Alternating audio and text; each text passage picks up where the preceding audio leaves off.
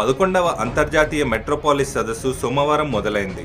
5 రోజుల పాటు హైటెక్స్లో జరిగే ఈ సదస్సుకు ప్రపంచ దేశాల నుంచి పలువురు మేయర్లు, అధికారులు హాజరయ్యారు.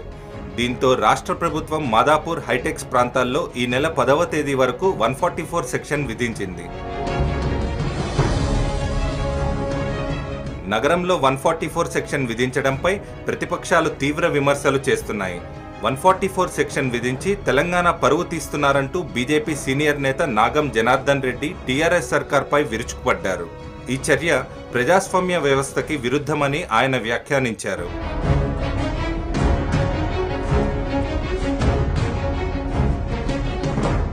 ఎవరికి భయపడి నగరంలో 144 సెక్షన్ విధించారో చెప్పాలని బీజేపీ నేత కృష్ణసాగర్ ప్రభుత్వాన్ని డిమాండ్ చేశారు.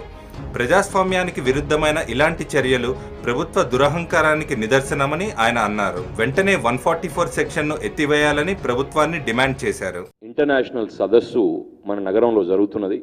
ఈ సదస్సు జరుగుతున్న 5 రోజులు 144 సెక్షన్ ఈ ప్రభుత్వం పెట్టడం జరిగింది.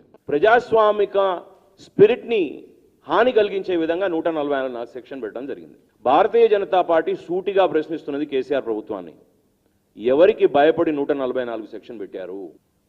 ఏం తప్పు చేశారని మీరు భయపడుతున్నారు? హైదరాబాద్లో 144 సెక్షన్ను విధించడాన్ని పాలకపక్షం సమర్థించుకుంది. వివిధ దేశాల ప్రతినిధుల రక్షణ కోసమే ఈ చర్య తీసుకున్నట్లు ప్రతిపక్షాల విమర్శలను తిప్పికొట్టింది.